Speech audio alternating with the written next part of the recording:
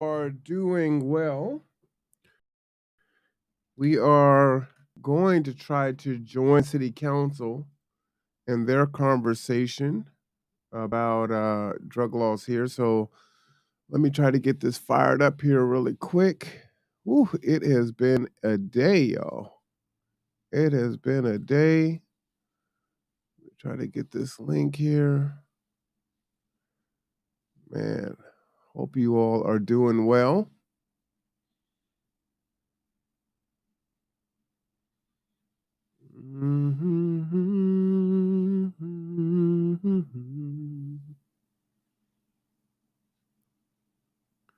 Think you get to a certain point and you're like, my brain does not work anymore. Let me get in here. Where is this link at? Sent it to myself twice here. 6:26 p.m. Let's see. There we go. All right. See if we can get in here with these guys.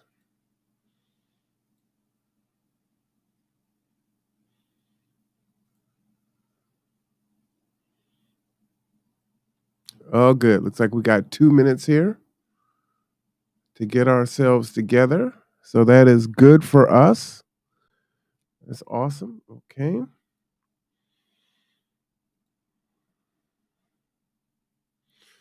We also have another show at 8. So it looks like I am back to back to back to back to back. Yeah. Man. But you know what? I'm built for tough. We're going to get it together. All right. Let's go ahead and get rid of that. We're going to get rid of that. And we're going to get rid of that too. And let's see. Hey, how you doing? It is a night there, sir. Got a lot going on February 8th, which happens to be G2's birthday. Give it up for G2. You know.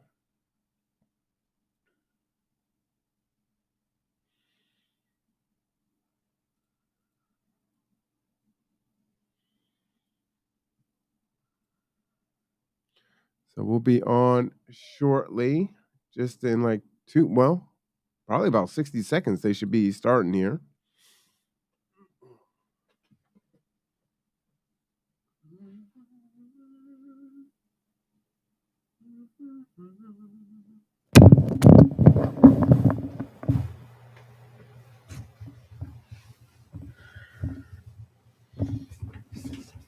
All right. Let's see. So they should be reconvening here any second now. Look at that.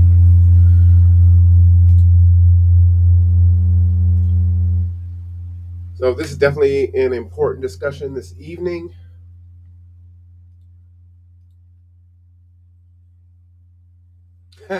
Well, I guess not. This is the only way to do it, right? There's one way, and this is the way. Oh, you see what I did there? This is the way. I tickle myself. All right, where is that piece? Here we go. Okay. Just gonna hit that one time. All right. And we could probably go ahead and add this on here.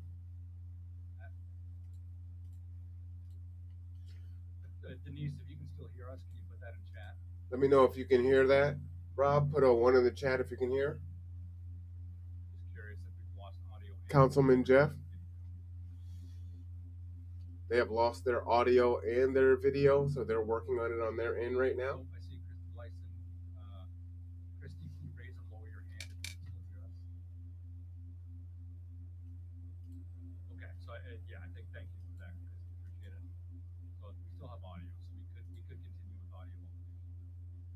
Recording in progress. Okay.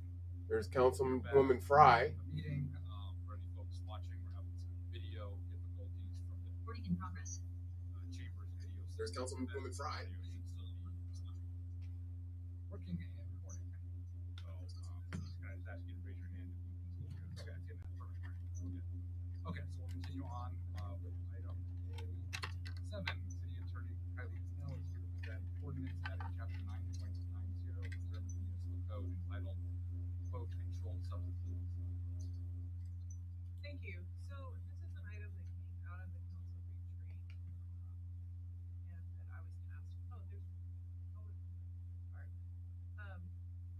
With bringing to the study session. And so at the retreat, it showed up on the agenda to discuss Marysville ordinance and discussion. Some of the ordinance together, and so as we have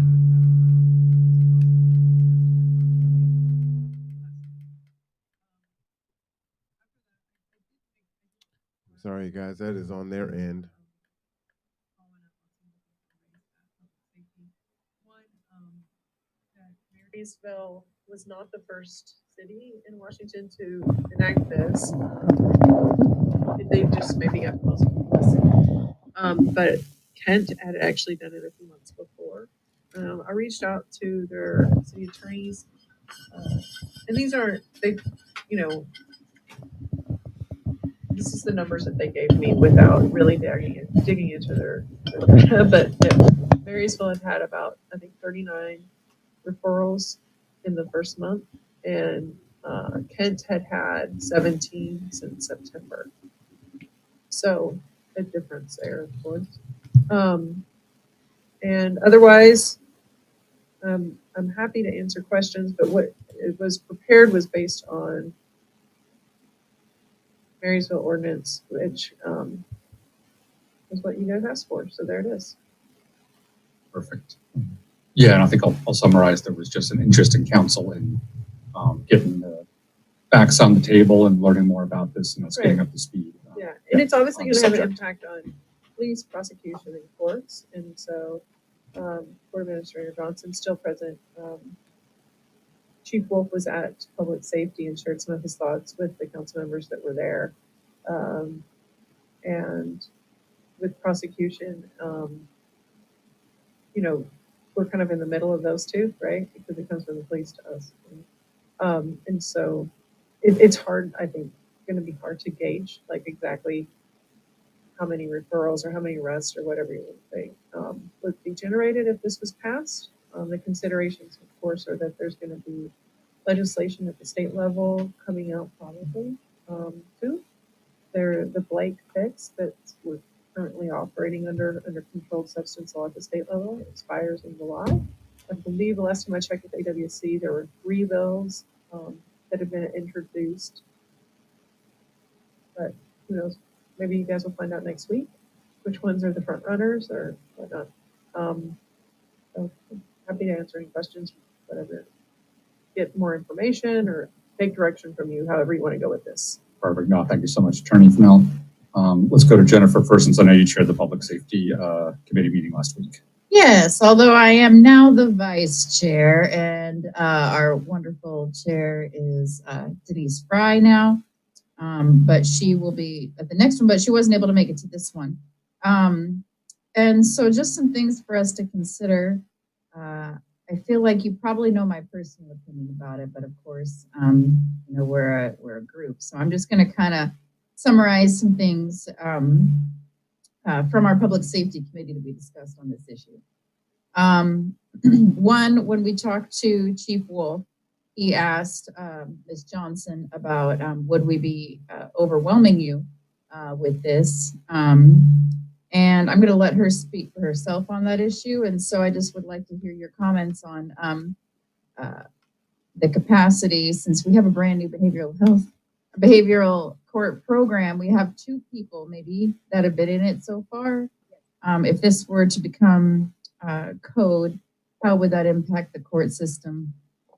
Well, just with the conversation that we had with the chief last week in regards to the amount of contacts, I mean, 500 contacts and in talking to them, it didn't sound like those were just contacts of, hey, how are you doing? It was an actual, something was happening at that time. That's a huge impact for the court. And so I guess our request would be, if you are planning on going down this road, please think about us as we are going to need some type of help to be able to bring staff on board. And that takes time. We can work as fast as we can, but those are the things that we have to think about. And if that's going to add additional court time, I can't imagine that it wouldn't. Even if you had an additional 100 cases get added a year, that's court time. That's clerk time. Those are things that I would ask that the council think about if you are planning on moving forward. And so we would definitely be coming back to you and asking for additional resources to cover that. So please. And I think Chief Wolf brought up, and I'll let him speak for himself next week if he attends, but he brought up just a valid point that he feels like it's almost like putting it on the municipality is almost like an unfunded mandate, Yes. but unofficially, Yes. so that that the state needs to pay for this. The state needs to provide the funding, and once they have the legislation in place, the hope is that funding would accompany that or opportunities for additional funding to provide those support services. I'll let him speak for himself next week if he comes.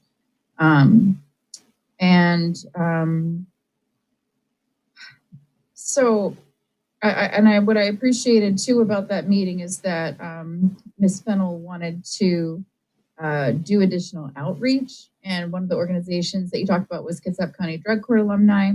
And I do have a person that we can connect with for that to get feedback from that group. I think that that's a very relevant group thank you very much, Ms. Johnson.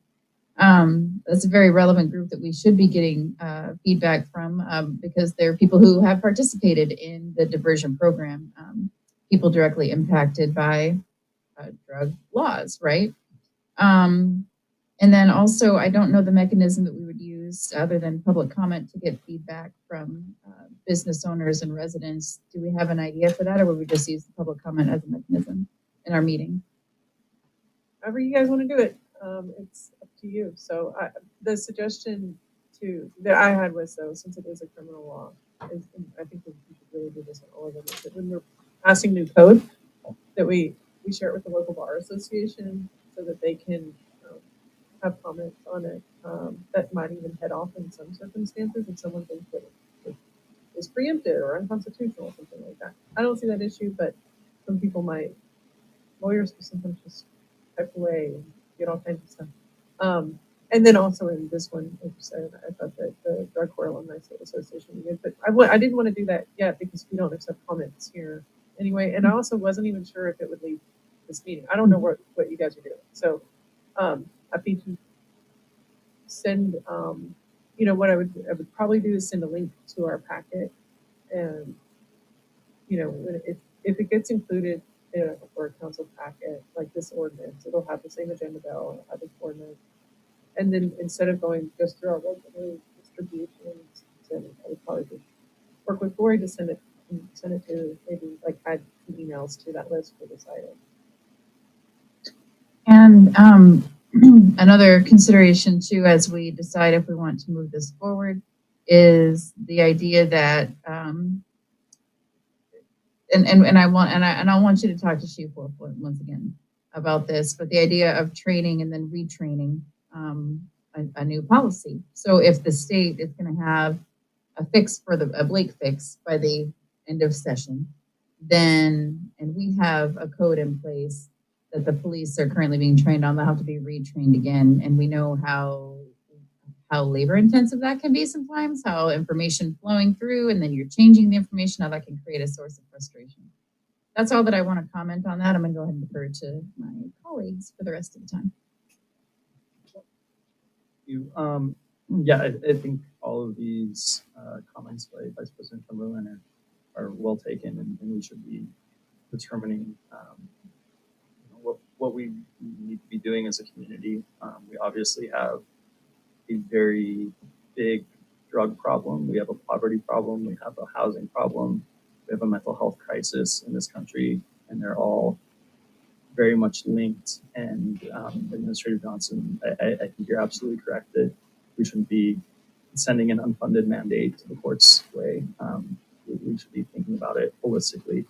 My main question is one, I know that code ultimately gets interpreted by the courts who have the final say on the interpretive aspect of it, but there's also discretion. There's police officer discretion, there's prosecutorial discretion. So, Attorney Fennell, can you tell me on subsection B, when it's defining terms and it says use, use means any effort taken into furtherance of an attempt to inject, ingest, inhale, and otherwise introduce a controlled substance into the human body. The way I read this, and I would assume a court would interpret this, and I would assume police officers and prosecutors would interpret this, is that it's actually the act of introducing the substance into the body, differentiated from being in public under the influence of the controlled. Here, if that isn't clear to everyone. Can you repeat that Yeah. for the microphone? It is absolutely the act. It's not, this is not possession. Possession would be preempted. And Or under the influence, right? If they no longer possess, it's actually in their body. right, no, this is with the situation I think that Chief Wolf discussed. He shared something that happened when he was on bike patrol, and that was coming upon someone who had a needle in their arm, and like had a conversation like while they were injecting themselves with a controlled substance, and that, you know, that is alarming to people and to see that in public, and they often call the police, and they currently really don't. That's actually, there's nothing that really prohibits that. It is something under our state law. You can, if they have, you know, you could give them a pamphlet or that, you know, that contact under possession. Because obviously, if you're using, you're also possessing. But if you're possessing, you're not necessarily using. Does that make sense? Okay. Thank you. And then my next question is, you know, as we wait for the state legislature to respond to the court's decisions, you know, I think it's important that cities take their own actions to figure it out. I think I said this in study session, just like states are laboratories of democracy for the federal government, I think cities can be laboratories of democracy for the state government to figure out what works to fix public policy problems. Would we just be able, if we did move as a body and felt that we needed to, you know, move forward with this to address some of the issues that we've been seeing in our community, it would be fine for us to change the effective date from 10 days to 6 months from now, right? If we needed to delay to figure out, you know, how we would be funding it, how we would be, how the state legislature would be taking off, we can delay its Yes, implementation. you can write into the ordinance a later effective date. Thank you so much. That's all.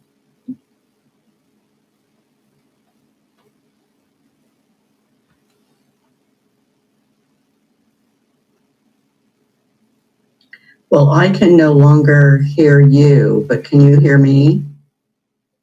Okay, all right.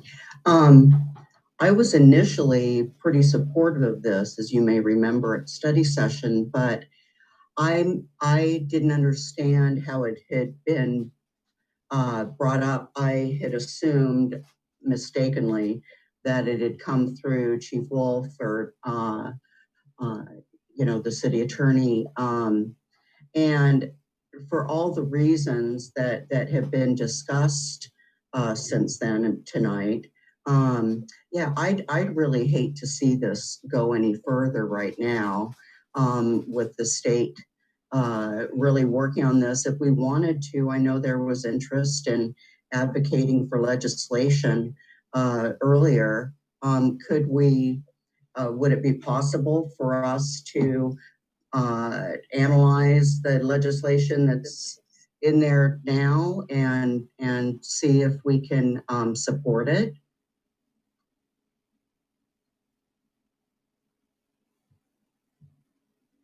All right, let's see this. There we go. I think we had one mic battery die, so apologies, Denise. So I might suggest maybe we can, as a council, flesh out the facts of what we have before us and kind of ask questions on that, and then I can lead a discussion at the end of how we want to move this forward with a couple options we have. I'm sorry, whether or not to move it forward, and if we do, in what manner, I should say. Okay. I'd appreciate it.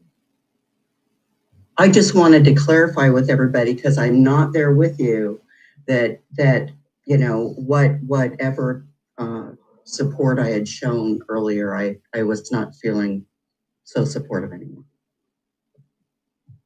Appreciate that. Eric.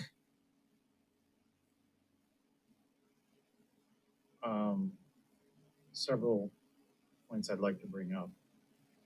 One is I may have been the instigator of this. I don't know if anyone else had this on their agenda for the council retreat, but I did. And I was struck by the news report. I think it was on Como, Marysville, in particular, a police officer who expressed how grateful he was to have this tool in Marysville because the current system is broken.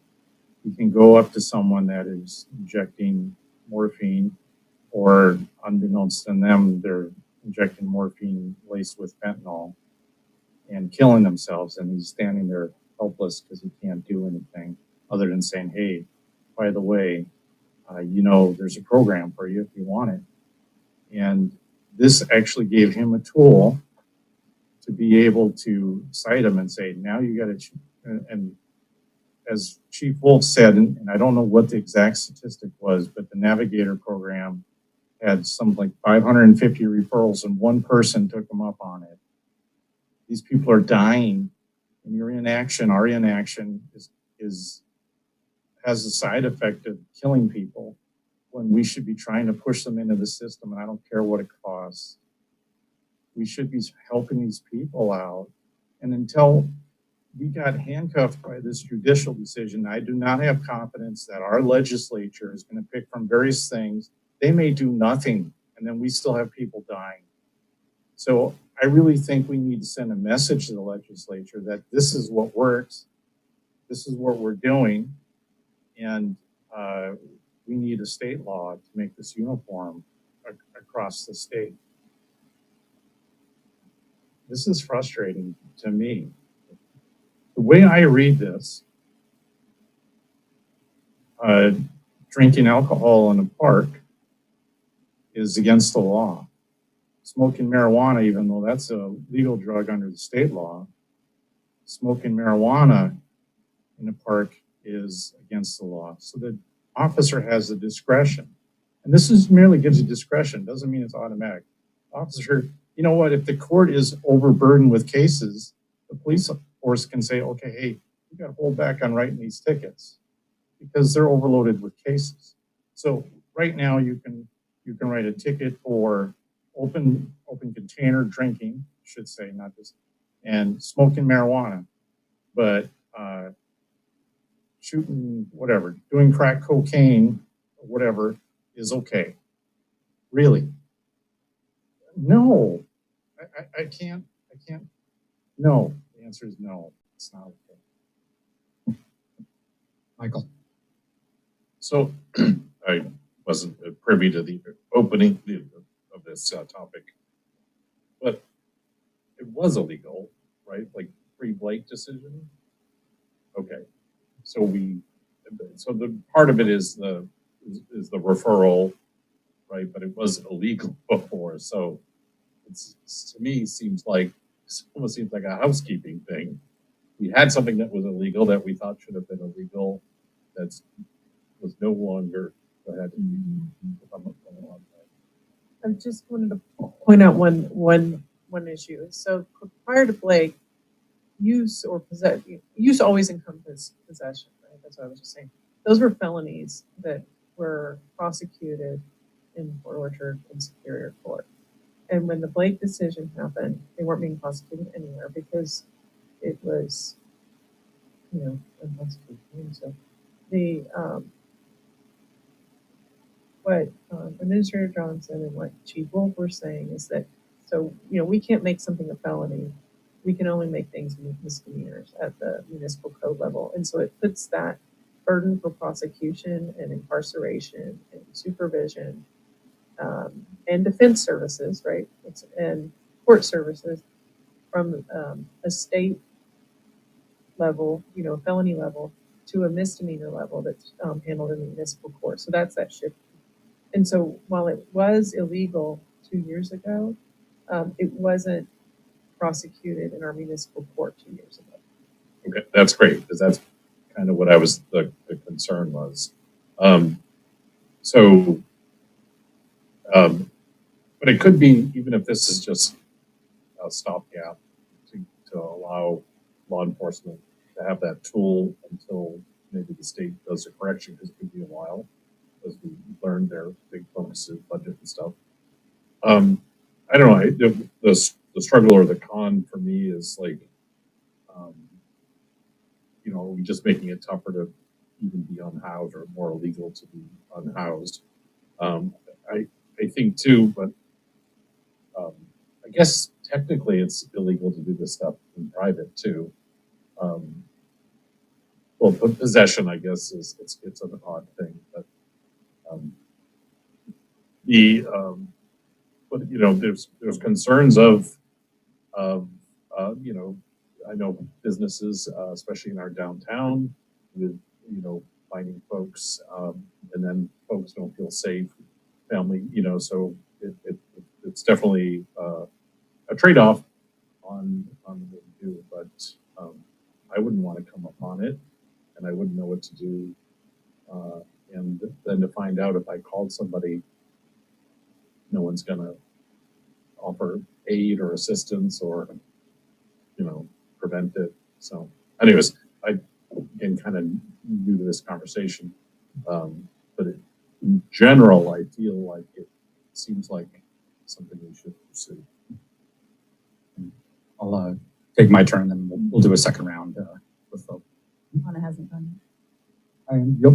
Thank you for correcting me. Yes, Anna. Sorry, I have a little counter. We're trying to keep track. I didn't look. Thank you.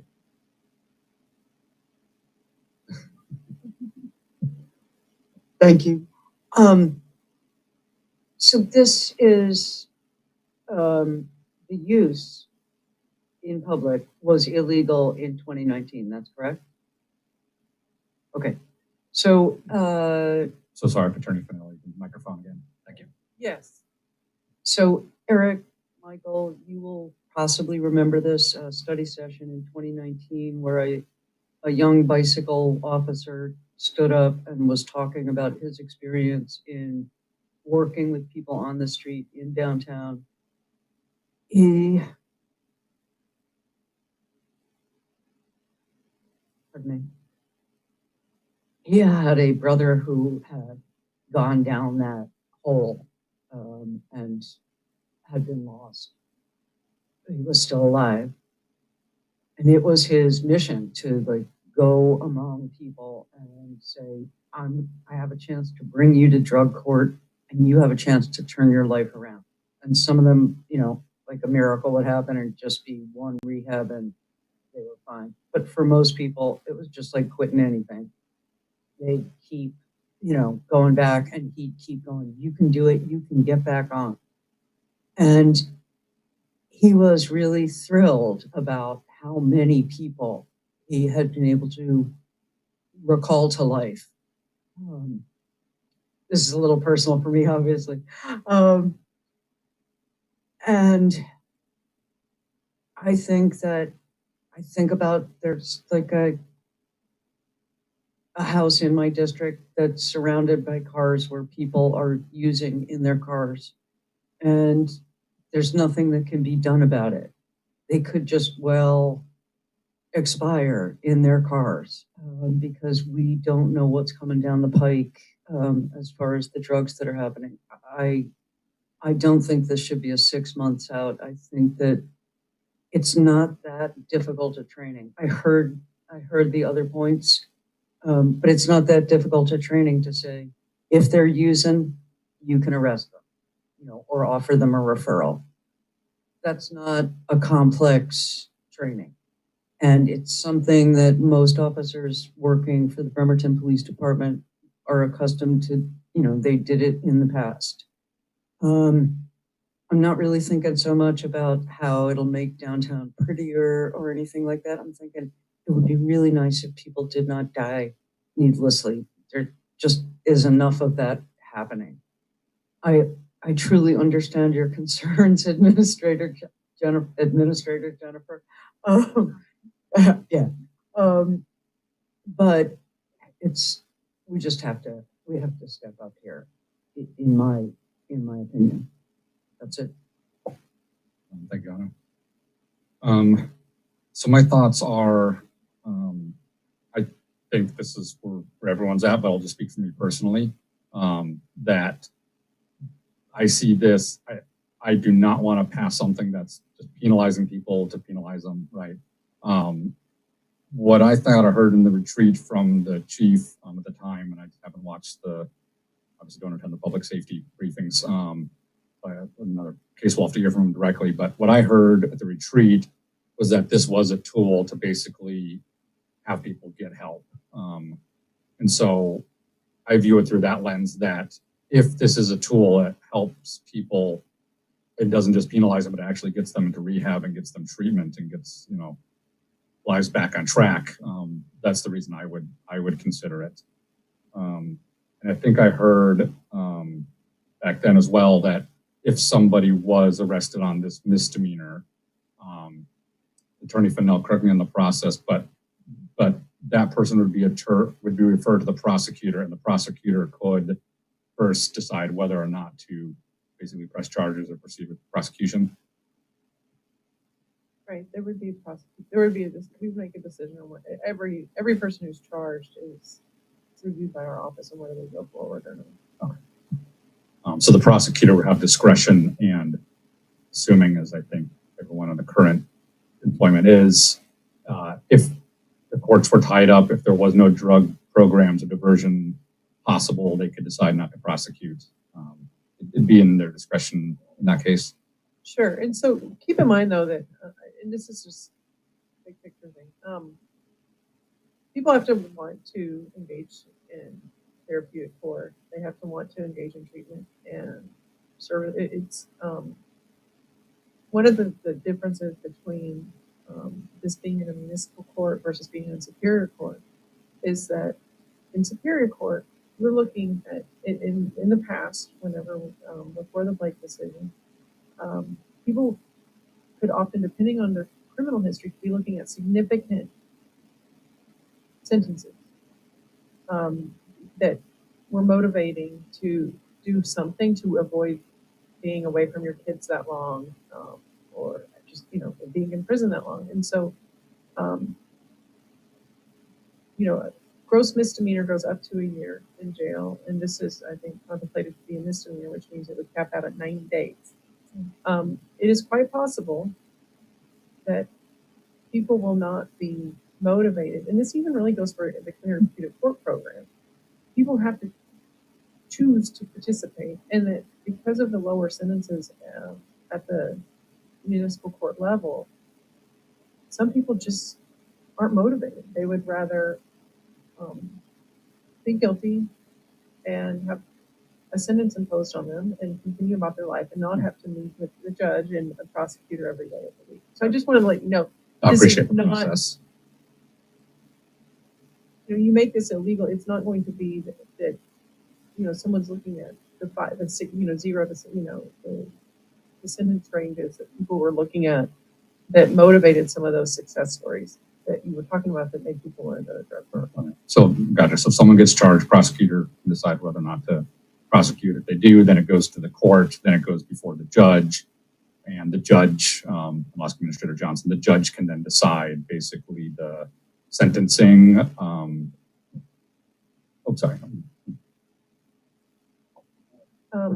People have a lot of rights when they get charged with a crime, and the judge and the prosecutor don't get to decide those for them, and so they could choose to plead guilty. Let's say if they got arrested on a Friday, and they're looking at a sentence recommendation of 15 days in jail, something like that, right? They could say, fine.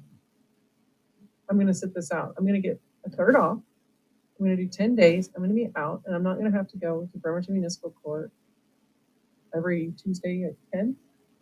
So those just that, you know, that they can plead guilty. They could say, no, I think this is a stupid law, or I think maybe it's gonna get preempted or something. I'm gonna set this for trial.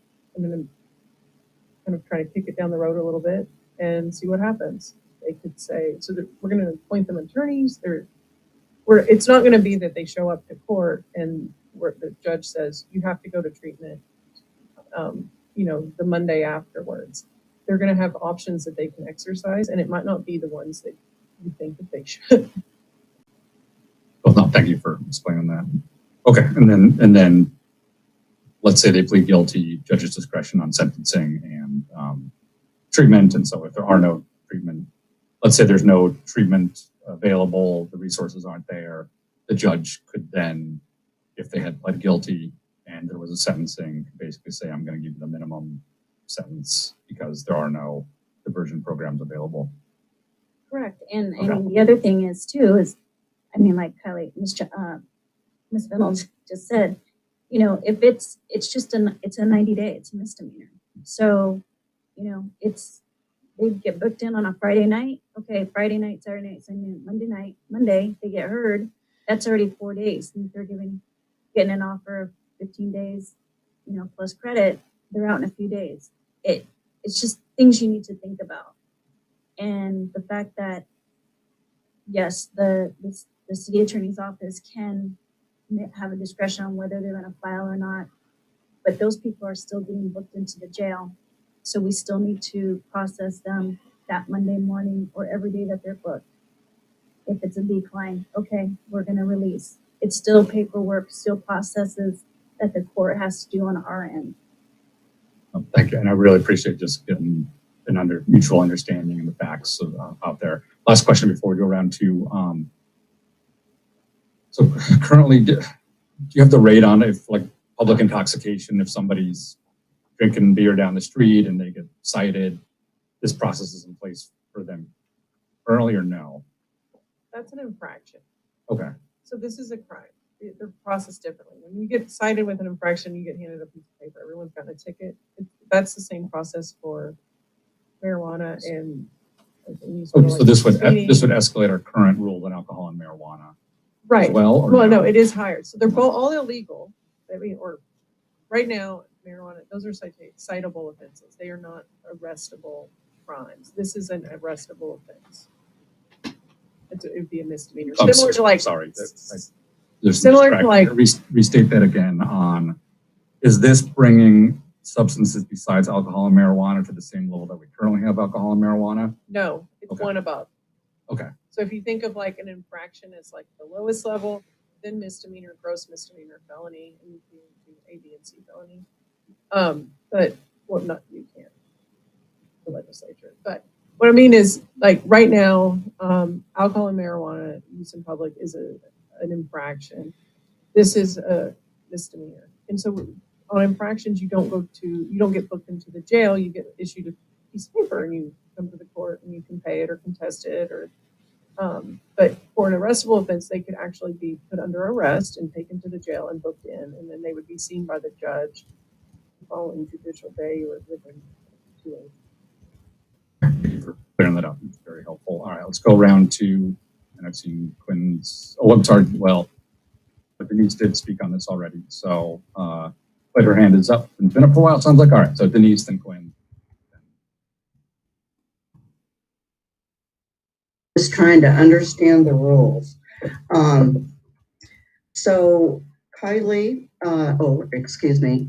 Attorney Fennell, the current pieces of legislation that are being considered at the state level, are those, would those be considered felonies then? I have not reviewed all of the bills that have been introduced. The current piece of legislation, possession is not a felony. It's a misdemeanor, which is another one of those things where it went from being something that was handled in Superior Court to being something that's handled in a municipal or district court. And so if the legislature, I mean, it's certainly within their capability to do that. I don't think any of the current bills are doing that, at least probably. I mean, we're not talking really about possession, are we? Aren't we mostly focusing on the active use? This particular ordinance is focusing on use. The legislature is focusing on possession, which includes use, because that's what the Blake decision dealt with, was the possession of controlled substance. And so that's what they're looking at. It's likely to encompass, or it might not encompass, I guess I should say that. It could be that they just don't address use, right? And then if we had something on the books that made use criminal, then it wouldn't end up being preempted and we could continue on with having it. If they specifically address use, then we might have to come back to this and repeal it. And you saw, I mean, last year we did a whole round of repealing things and modifying things, and you've seen that process work. So I don't know what they're currently looking at, though. I haven't reviewed all the bills. And then just lastly, I really think Chief Wolf needs to be a part of this conversation, and I value his insight and knowledge of impact and its value as a tool, and I'd really appreciate his participation in the conversation. Quinn. Yeah, every time somebody speaks, I get swayed in one direction or the other, to be honest. Councilmember Fry's comments really resonate with me, because at the joint planning session, I also kind of felt like it was percolating up from police, and police was asking for this. During public safety, my read was we may not have the manpower to do this if you pass it.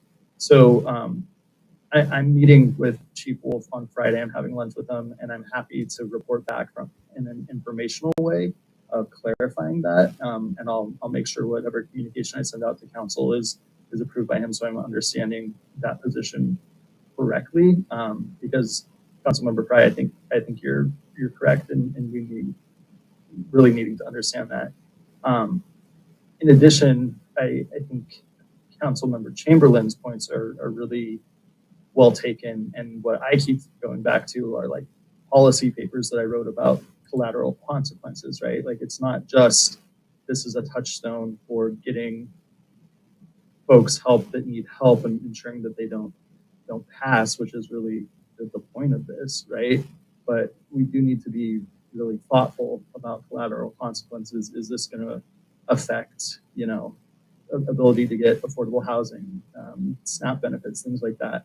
I know that generally it was mostly felonies that the federal government looked at, but I might like maybe a quick, email memo from legal, letting us know, not just what are the effects of being incarcerated, but having that on their record moving forward, so that we can really think about, the balance of all the interests here.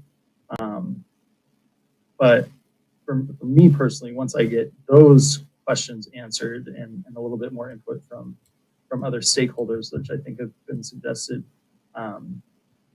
Councilmember Mockler's statements really, I feel like, swayed me the most, in that, I've dealt with people in my life with addiction, people that were very close to death, and I think about how many times I've seen interaction with the law actually turn into kind of a wake-up moment. And I also think about, and I think I mentioned this at the retreat, the 20 under 40, where I always forget her name, but Sarah Borden said that the first time in her life that she was sober was the time that she was arrested. And 15 days of sobriety, 90 days of sobriety might just be enough for somebody to kind of seek the help that they need. So I'm conflicted. I think it's a lot of nuanced points. but I will report back to council after talking with Chief Wolf on Friday. I saw Anna's hand up before, so Anna, please go ahead.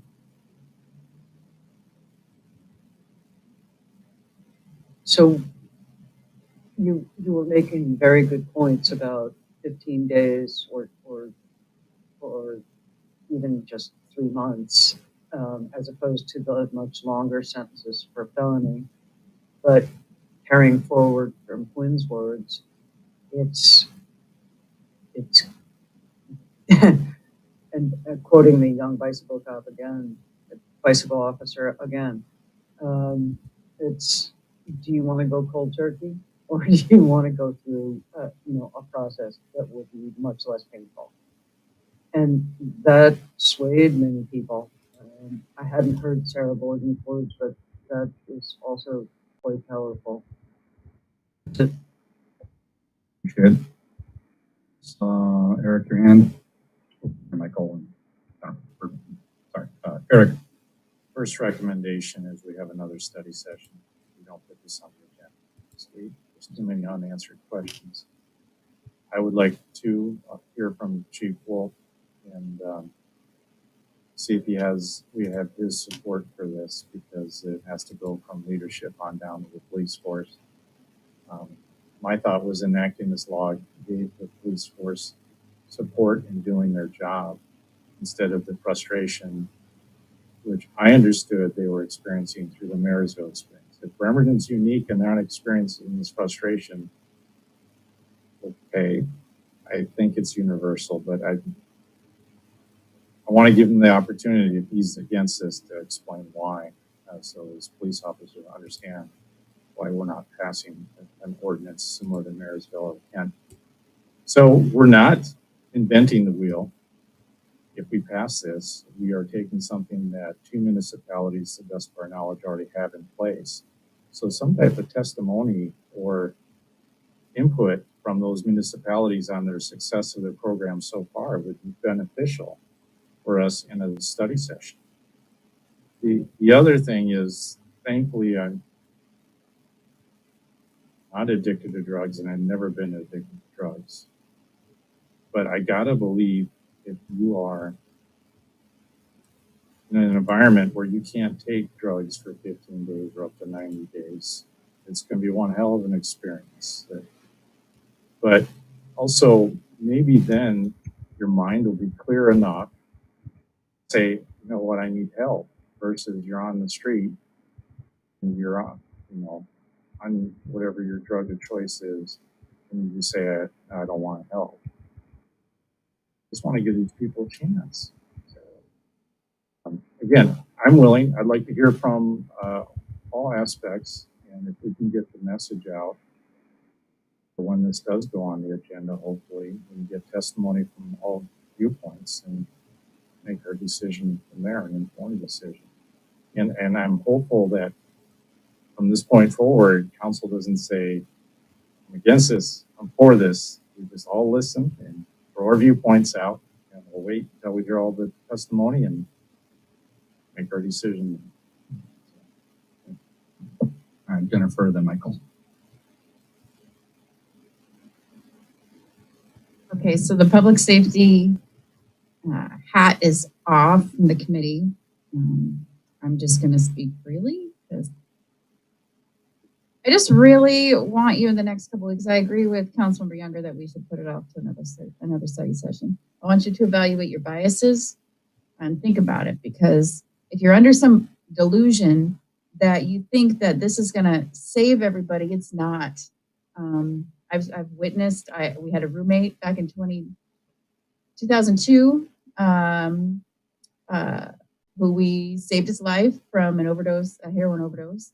When I woke up early, I heard a noise, I went down there and he was dying. And he faced some legal ramifications. But he continued to use. He ended up at a party, falling off a balcony and getting brain damage, okay? And I just need to issue a trigger warning that I'm gonna just mention suicide. I'm gonna mention some other maybe triggering things for just a moment, but I'll try to be brief. my uncle was indigent. He lived in the woods sometimes, and sometimes he was on ranches that offered treatment services and so on. And he had periods of time where he was afforded sobriety, where he was afforded that time. He eventually, even with all the benefits that he had, relapsed and took his life. Time after time, people can have those moments of clarity, that time in sobriety, that time being clean, and they will go out and they will die. But sometimes people will be ready to accept the help. But it does not always come. It rarely comes with legal intervention. People will continue to go out until they are ready to get help. And so I just want you to just look at statistics.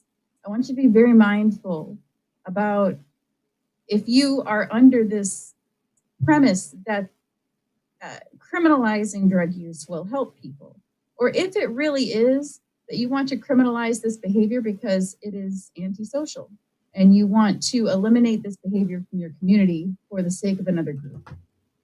And you know where I come from. You know, I come from a place of recovery myself, which I'm technically not supposed to be public about, but it's not a secret. And I just want you just don't come without the facts of what legal intervention does to people. We criminalize more people in this country than any other developed country. Why are we giving another tool? Let's make it the same as let's have other options. Let's hear from other people involved. And let's be real with your intention to enact a new law. Is it to eliminate the behavior or is it to try to get people help? That's it. Thanks. Thank you. All right, Michael. Actually, Jennifer pretty much just summed up what I was going to say is, and I was just going to, in my own words, say the last part too is like, what's the goal here, or what's the problem here that we're trying to fix? Because I kind of started this with one idea, and I've kind of lost it along the way. You know, so there are problems connected to the sort of public use, but are we, you know, is it an intervention point? Is it to clean the streets so that shoppers feel safer? You know, like, so I think we have to be clear on what we're trying to do here. So I appreciate what Jennifer said. Well, thank you. So I see, yes, Mayor.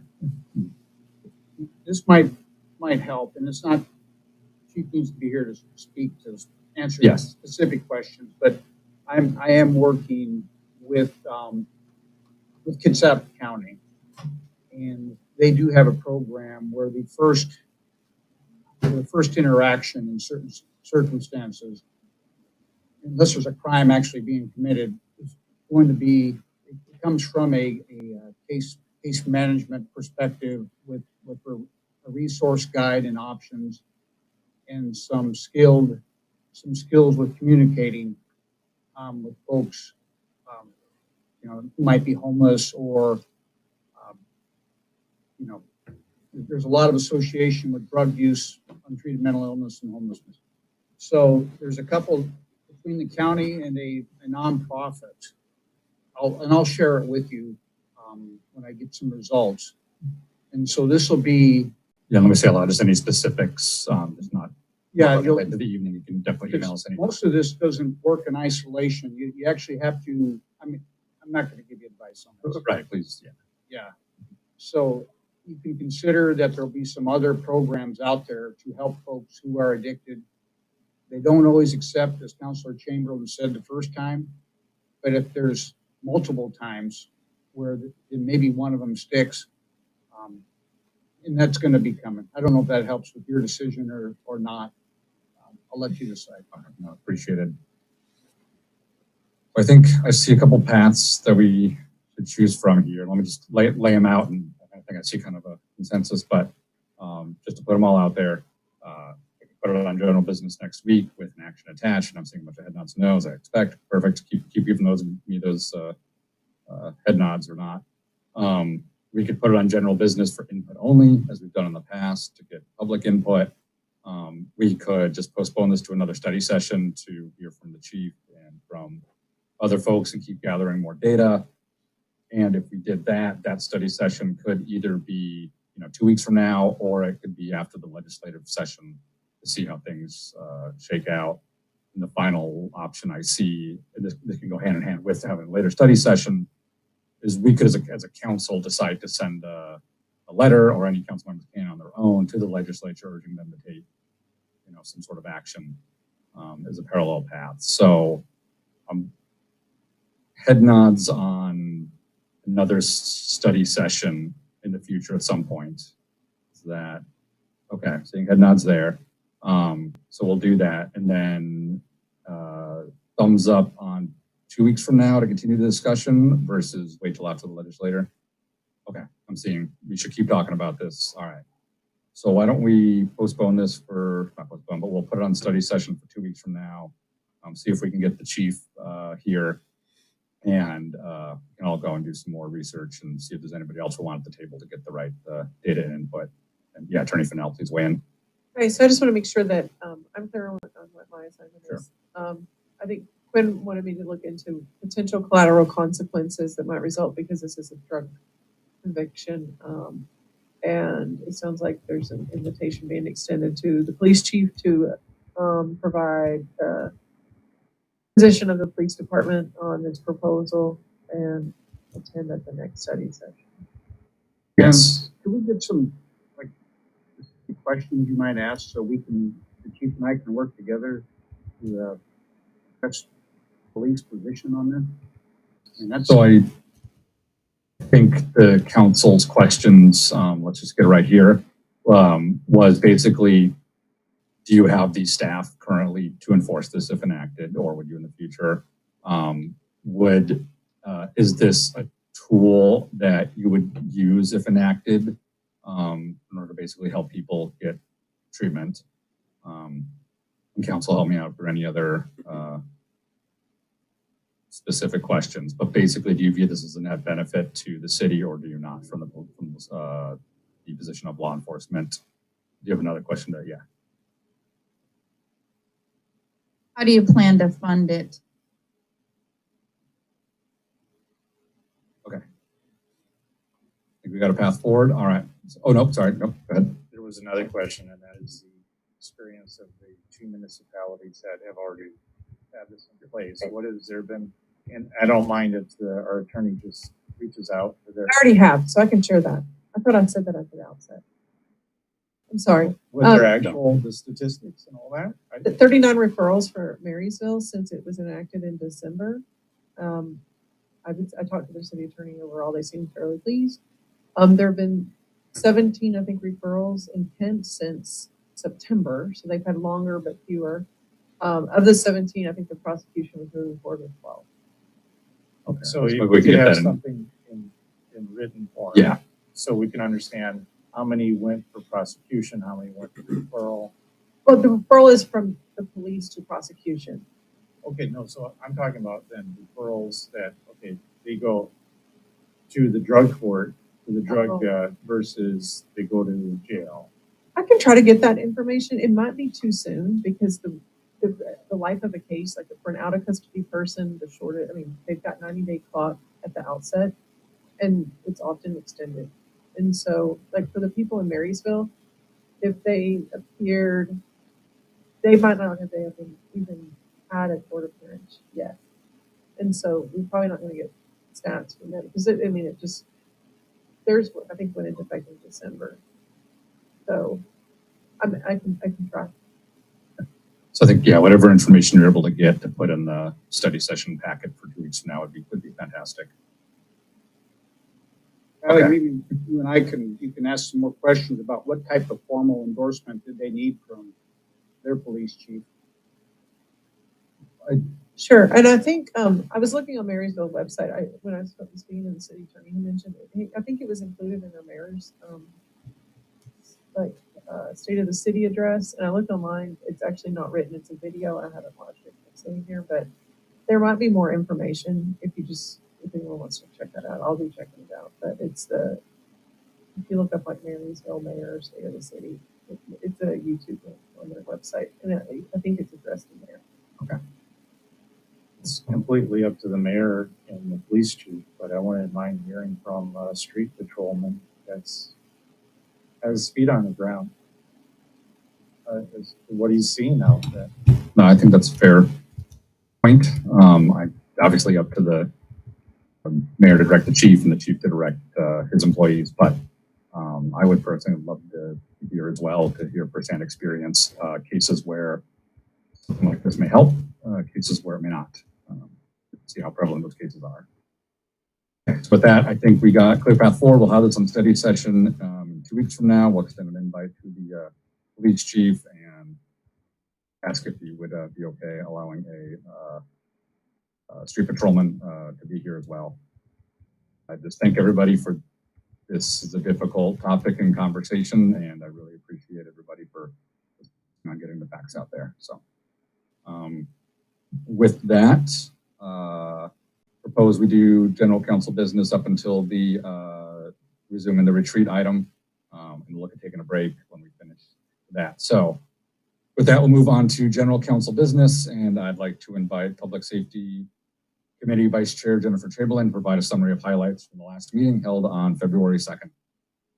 Well, I feel like this entire study session has been about the public safety meeting, so I'm not going to go over all that y'all already heard.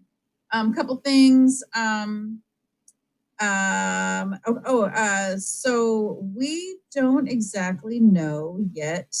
I guess we're unclear in public safety as to where the funds are for the bathroom. So it was, our line item about a bathroom. Is it in the public works budget? Is it in the general fund? I brought it up, and there was some discussion that maybe it was in public works because it's considered facilities. And so we can't really move on talking about that item there if it's not our department. So that's where we're at with that. So we need to get clarification on that. I'm not sure who can follow up with me on that. Are you able to reach out to Director Riley to yes, answer? I will do that. Thank you. And then We have a program set up.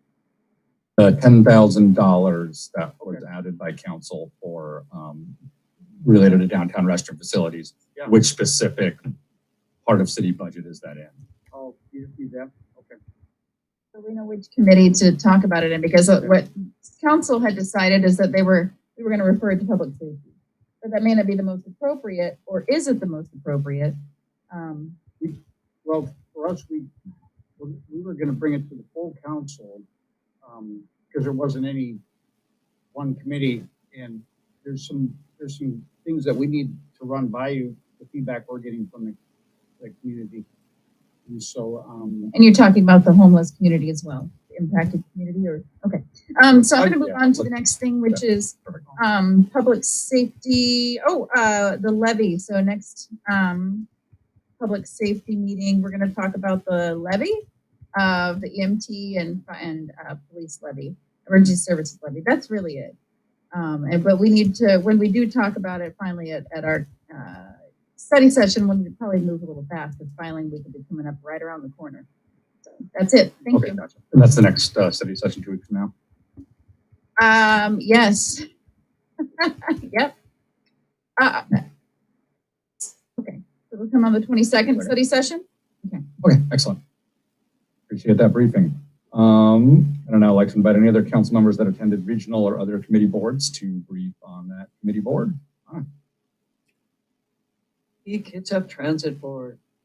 You've all had a chance to read the mayor's message, and I'm just, Mayor, I've only read it 1.5 times, but I think that you omitted the smallest of facts, which made my heart sing. But basically, there's going to be on-demand Sunday service in Bremerton, in case you haven't had a chance to read the mayor's email. Yay. It will run along trunk route, routed Route 217. So basically, it'll go from the Ferry Building up Warren, up Wheaton, and head for Silverdale. There will also be 4 on-demand vehicles. They weren't specified. 217 was chosen because I immediately went, why not West Bremerton? And the reason that 217 was chosen is that it has very, very heavy demand Monday through Saturday. So I figured probably Sunday too. It's a pretty straightforward thing if you want to talk about it with your constituents. It's going to start in August. It'll have even the on-demand routes will have like, routes.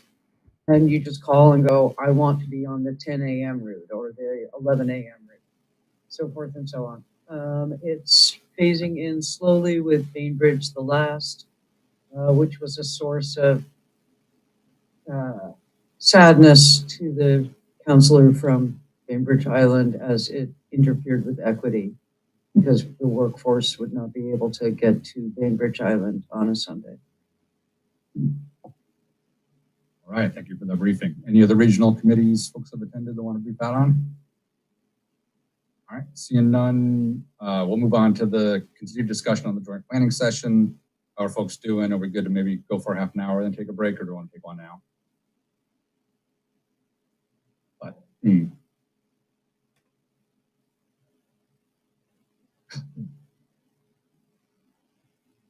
yes.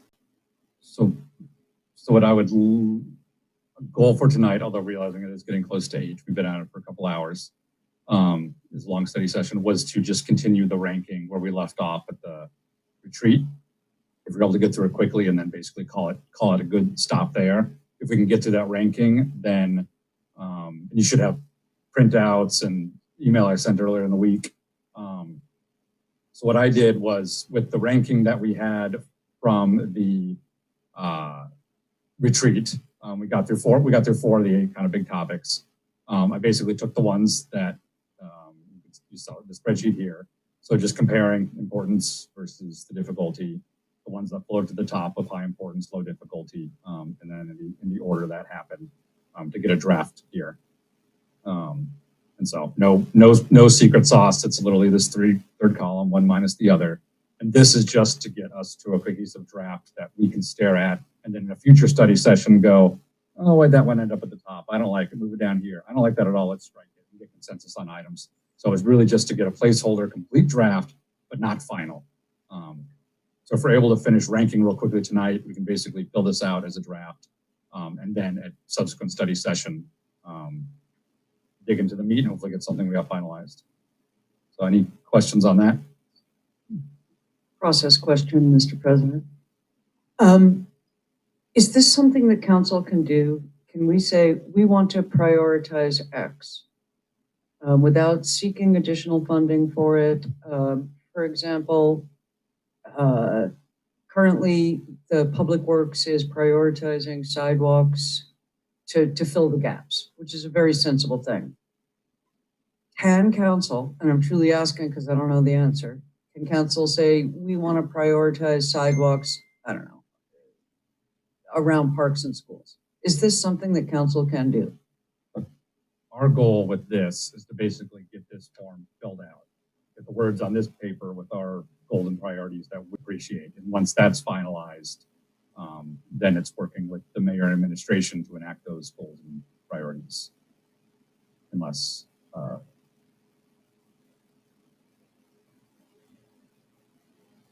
can we specifically direct? I'm so sorry, I forgot my mic. There has to be budget in place. There has to be.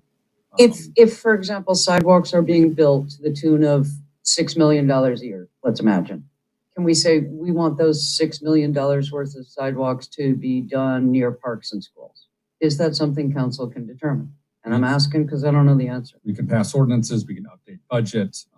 So if there was an ordinance that's really specified that wanted to be drafted, possibly. Mayor, I don't know if you want to give an answer to this. Sorry, I saw your lights on. But I also don't want to distract from the goal of getting this complete so that we have this to look at the rest of the year when we draft ordinances, when we get to budget season. That makes sense?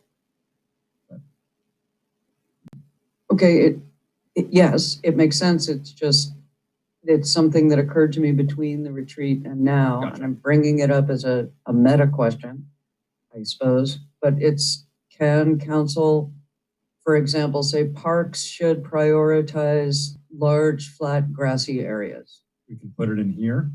It doesn't mean it's going to happen. It will hopefully be a common blueprint for us to move on and to, if it's an action item to pass an ordinance to give direction to the administration. So I'd say let's move on. Any questions on just getting this complete for now? Same as we did last year. I'm just using a separate method, but but we'll get into the same, a similar end result project that council puts out every year. But I propose to go ahead with the rankings and fly through here. If it gets late, an option 2 is if you want to submit stuff remotely, numbers, we can do that.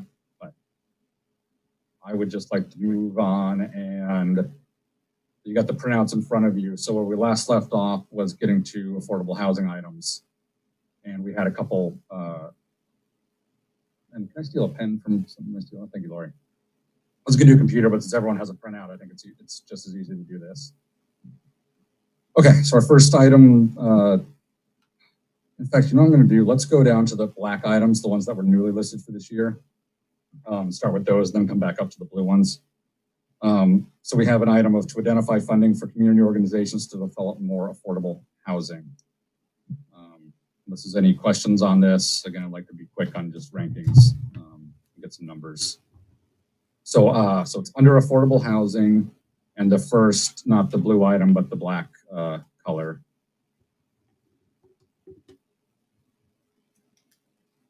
So just quick ranking of council impact. Yep. And what, How does council go about identifying or securing funding? True question. We might direct, we might ask for in the upcoming budget to try and put a line item in there maybe. Gonna just give this a affordable housing. You can give this a 8 on myself. Anybody else want to flash up some numbers? 8. 788. Okay, 8888, 9, 8, and Denise. 9. 9. Okay, excellent. Thank you. And Mayor, how do you want to handle the administration side? Do you want to give numbers on these? I know there was some hesitancy during retreat. Do you want me to come back to you once council has priorities, or do you want to see if you can give a rough number now? Yeah, identify funding for community organizations to develop more affordable housing. I'd put this in line with the current, what we just passed the KCR. Yeah. Oh, thank you, microphone. Appreciate it.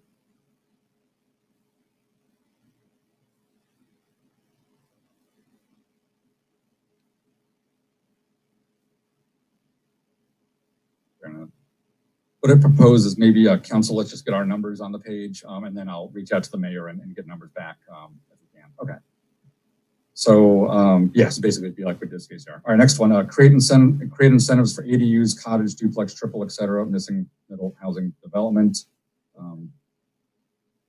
Oh, this is specifically incentives. So we've allowed it in the code, but this was incentives to help ADUs and duplexes, triplexes, et cetera, get built. So this might be allocating funding towards that effort or reaching out. It's a 9 for me. Okay, and I'm gonna say 8. I'm sorry, a microphone. Yeah. Right. It is getting late for Perfect. all of us. Yeah. I think the fact that it's allowed already seems to be an incentive. That's what Director Spencer was saying. Yeah, specifically like, well, everyone can get $5,000 to start building an ADU. So something like that. It's just very nebulous, but if you have a number. 5. Okay. Michael? 7. 7. Denise? I'm going to do 5. 3. 3. I'm missing Quinn. Did I get yours? Yeah, I said a 9. You said 9. Thank you. I did 8. Oh, Jennifer. Okay, I'll give her. Except Jennifer. Perfect. I'll leave her the blanks. I can remember to ask her. I think they're written down for you, President Coughlin. Oh, okay. Yep. Some of them. Okay. I'll let her do that. Eliminating the 8-year MFTE and scale 12-year MFTE to Bremerton AMI. This we basically already talked about last year, but that's brought forth as a proposal. I'm personally going to give it a 0 because I think we've already hashed this one out. 0. It's going to give it a 2. 0. 0, Denise. Michael? I'll do 0. Anna? I think it's a 10, but the possibility is 0. Good. And Jennifer? 9. Perfect. Identify and increase funding for rental assistance and weatherization. Give that a 10. 10. Oh, sorry, yep, next top of next page. Appreciate it. I'm gonna save myself the 9. Oh, yeah, I can. I need to connect to Zoom. You can share it. Oh, yeah, that'd be great. Yeah, sorry. They can't see it. Oh, much appreciated. Thank you.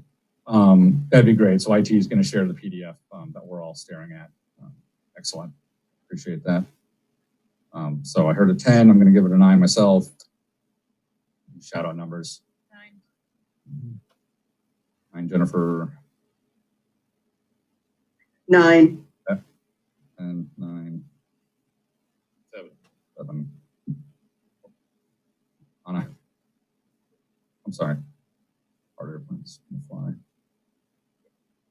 Oh, yeah, I feel like I need to explain. So historically, this has been $100,000 to $200,000 line item, whereas actually getting people into home ownership has had less emphasis. So I would prefer to put the emphasis on home ownership, get people out of the rental cycle. So given that, I would go 4. Makes sense. Okay. I'm missing one person. Denise, did you weigh in? Yes, I did a 9. Thank you. 10, 9, 4. Oh, there's everybody. Okay. Good. Identify empty city buildings and properties for housing. 10. And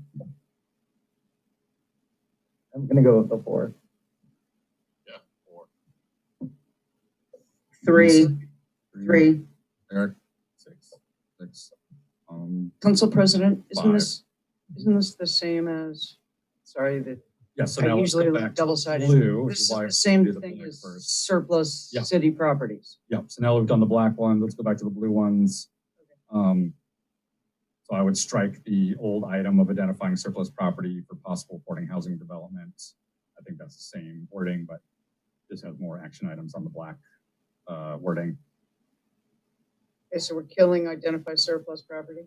Yeah, that's my, Okay. I'm just looking for head nods. Yep. I don't want to move too fast, but Do we want to replace basically be replaced by the, secure additional funding for affordable housing programs? Is that kind of what Eric was saying for identify increased funding for oh, rental? sorry, one second. I just want to make sure I got head nods on striking, identifying the surplus property blue item. Yeah, that overlaps. All right, speak up if you don't like it. Okay, so yeah, secure additional funding for affordable housing programs.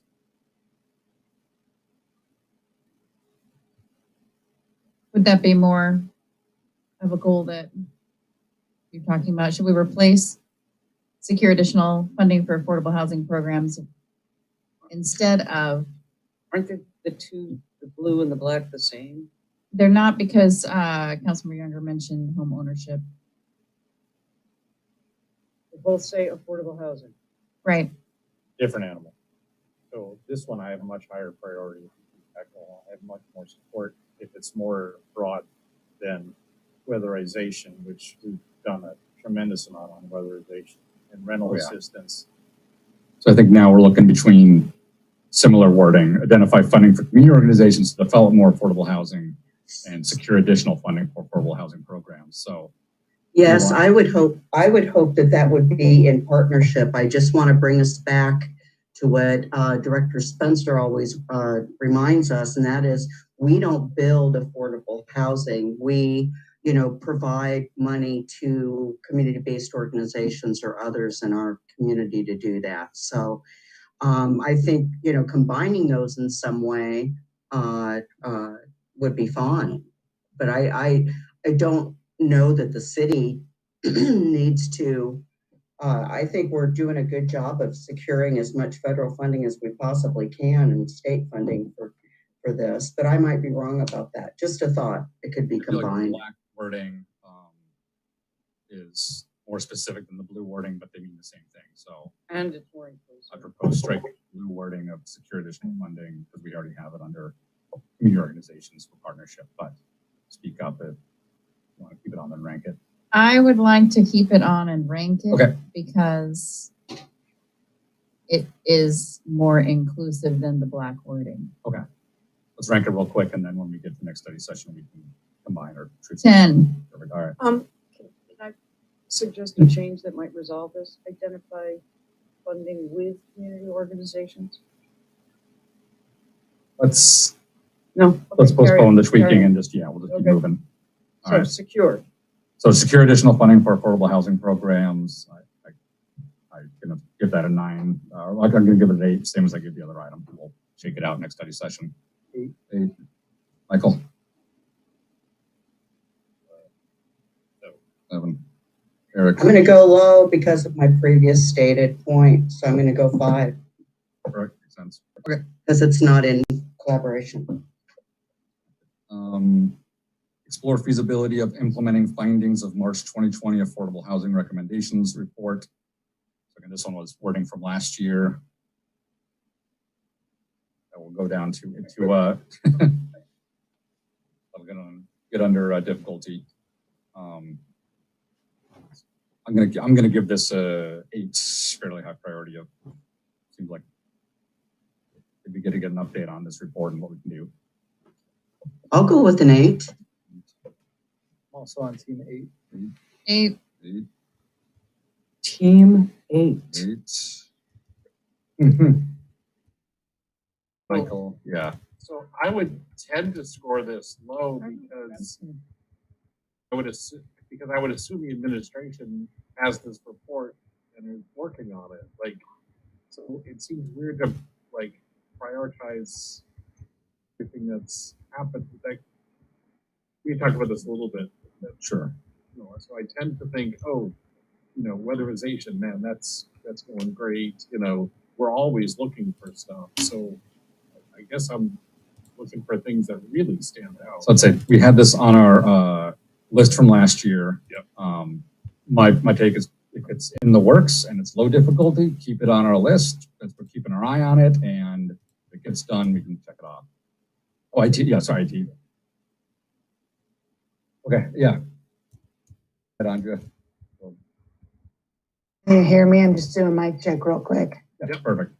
Okay, I was just going to say there's a lot of stuff in the 2020 Affordable Housing Recommendations Report that you've already done, and we will integrate in the comp plan update and as part of all the stuff that we're having to do under the new state House Bill 1220, which I think Councilmember Goodnow heard a lot yesterday from the state, that we're doing work through KRCC. So there's stuff that we're doing. So I'm not sure that you need to call it out specifically from this report as its own goal, because there's so many other initiatives that you're doing, and it's real hard to kind of pick that out as one particular goal.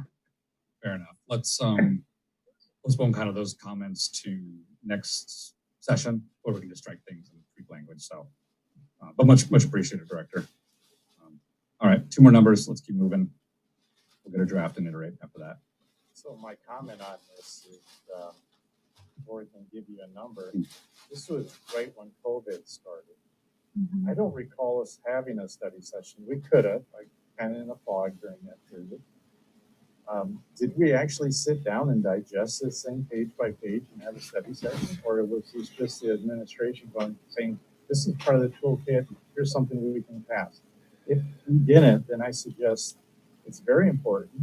It is so frustrating to see money spent on these darn studies, not actually looking at them and thoroughly pulling them apart and saying, okay, because we set policy.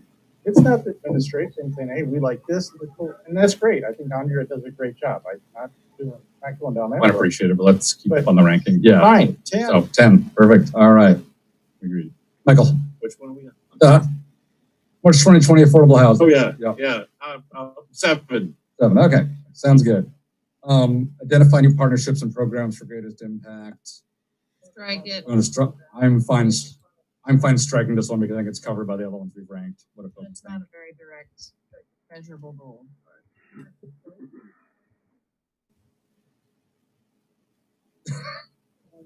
Okay, seeing no objection, we'll strike that one for consideration. And that brings us to equity and government. We're actually, the number we've done, we're almost halfway. 8. Equity and government, maximize affordability. Well, actually, let's start with the black ones again. So let's go bottom to top. Equity and government, hire a consultant to help define roles and responsibilities of the DEI position. We talked about this a bit during the retreat in a deep dive. 9. 9. Okay. Nine. So again, specifically hiring a consultant to help define roles and responsibilities.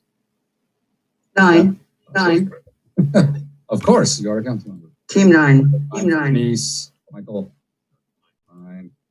Eric. 10. 10. All right. 10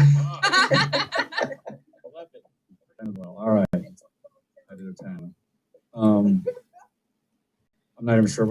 We had pretty clear consensus on this, but drafting an ordinance to create a permanent rates equity commission. 10. You got it. I'm going to say 10. That is- 10, 10. No can of worms. Give me a number. I'm saying 10 because we had I worked in council. Okay, perfect. 10. I'm going to propose striking the define the functions, power, and duties of the DI position if we just Hire a highly consultant rank to the do bottom that. one. Yeah. Okay. Oh, Or we're gonna hire a consultant to define what the DEI position is without having input from council, which is one of our council It literally powers. says hire a consultant. Oh, to help define. One of our powers on council is to define new hires. So I want to honor the feedback of REACT, which is Fair enough. that, so I'm going to propose. okay. Help. Yeah. Let me say to help. Yes. Consultant to help define. define. All right. So I'll do that and let me work with you since this is just a focusing tool. We don't have, Okay, I see what Um, you did. Let me work with you. So I'll say to help council define roles and responsibilities. And I'm going to strike that other one because it's redundant. But we can keep tweaking the language on this, especially. Should we revote since we changed the words? Okay. No, it's clear that's council. Eric gives council it had an clear direction 11. there. So yeah, these ones are kind of this is redundant with what we discussed at the retreat.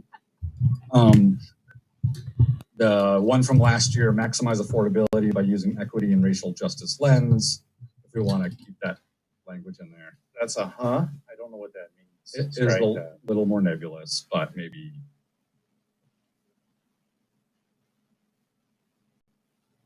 That was the exact wording in last year's published goals, priorities. I can't remember when we drafted the council goals and priorities, what the discussion was around that. Yeah, I'm putting that one on Michael. The blue ones were the new ones. No, blue was old. The Blue old? was last year. Can we just move to strike? Oh, I think that's it. Strike I it. think it might have been under something like affordable housing. It was under something else. And I might have. Yeah. Okay. Because- So I'm cool with striking it if we're working on something different right now. And I feel like a DEI, that's the Okay. better, yeah. All right, we'll strike that and we can always, if we're missing something later on, we can add it in. All right, 2 more categories. Environmental stewardship. Again, let's start bottom to top. Create a plan for establishing Sylvan Park, not Slytherin Park, Sylvan Park and the YMCA